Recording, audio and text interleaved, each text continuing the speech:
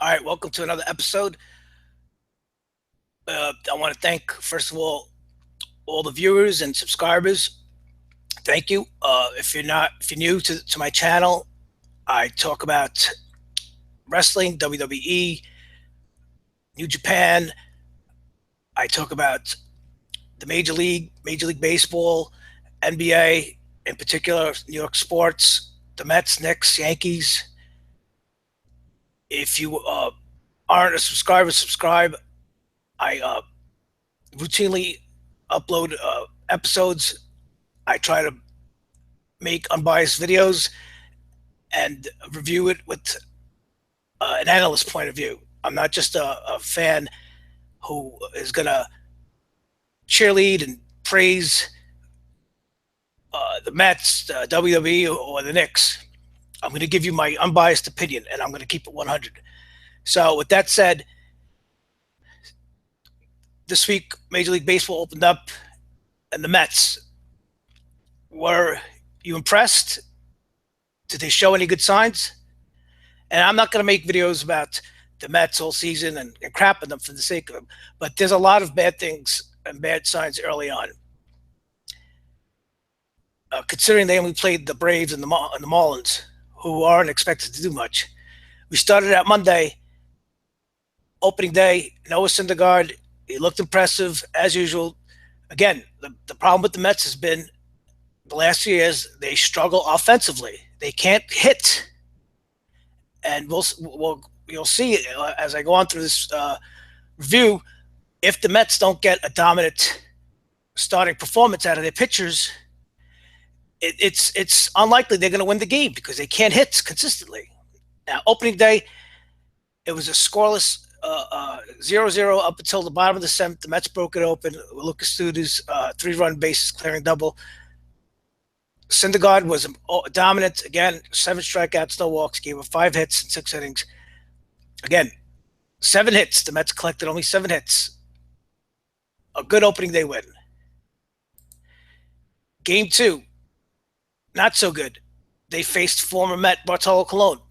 They managed a measly 5 hits and 1 run throughout the whole game.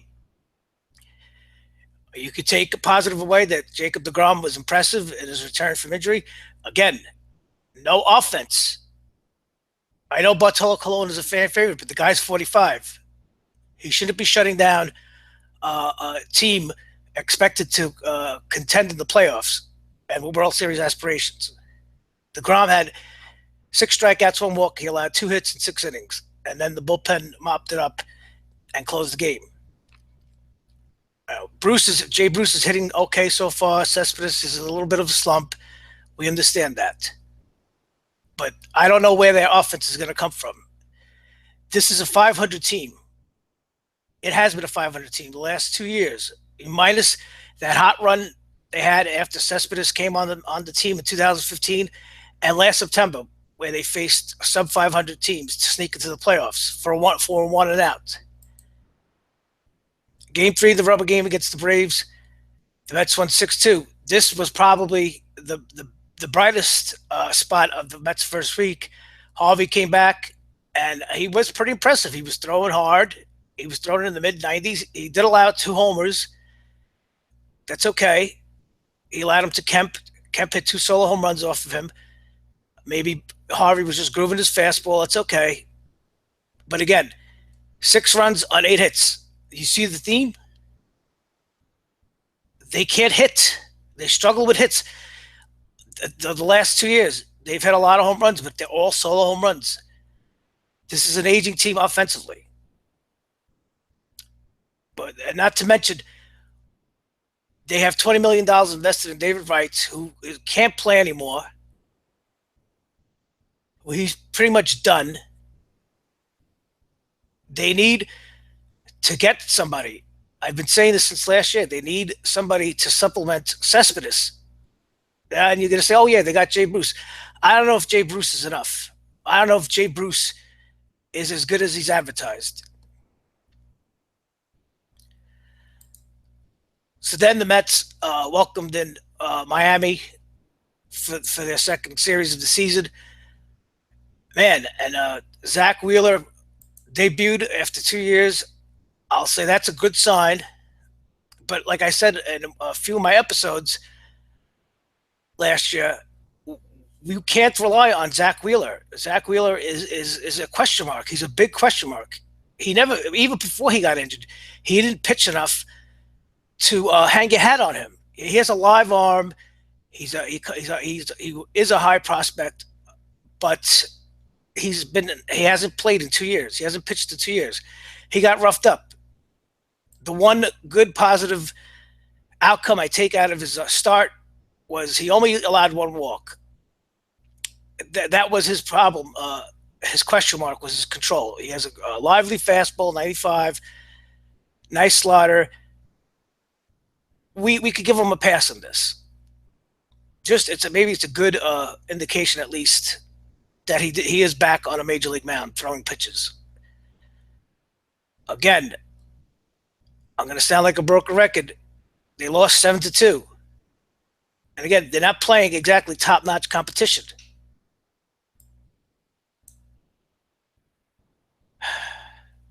When you have a bad offense, it doesn't matter who you play. You just can't hit. And you can't expect the starters, the all-star starters, to give you dominant starts every time.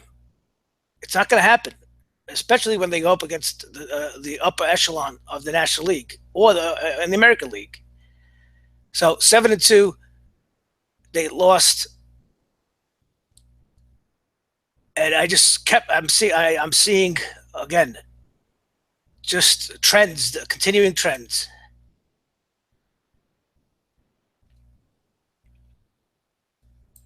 The next night, Saturday night, oh man, they just didn't show up for this game. And this is the Miami Marlins. They lost 8-1. They were never in this game. They managed 3 hits.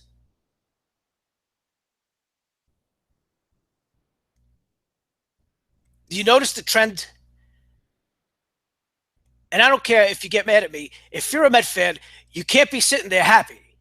Say, oh, we're gonna do it. This is our year. We got the Grom and we got Harvey. What good is it if they can't hit?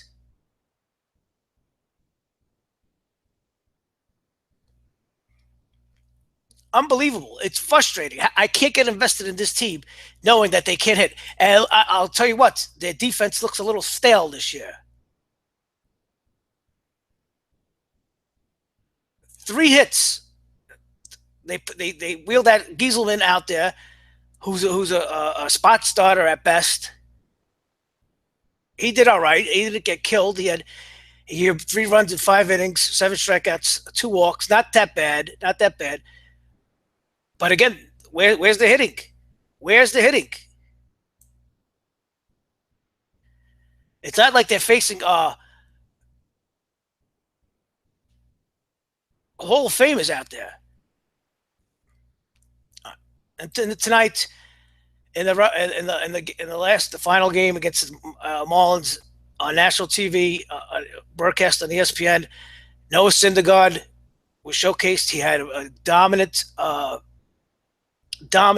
another dominant start. 9 strikeouts, no walks. He gave up 1 earned run, 5 hits in 7 innings. The bullpen closed it out. They won 5-2. Another positive sign. Conforto homered. He's pretty good. He's a pretty good prospect. His weakness is that he can't hit lefties. He can't hit left-handed pitches as of now. So maybe they're going to use him in the platoon and start him against righties. The thing is, the Mets need offense. And again, a lot of, they're going to hit home runs and they're going to fool most fans. Most fans into thinking they're better than they have a good offense. But again, the solo home runs are not useless. Home runs are useless. Are not going to do you any good if you keep hitting solo home runs over the course of the year with nobody on base. This is an aging team. A lot of question marks. A lot of injuries. A lot of players coming back from injuries. I don't see this team being.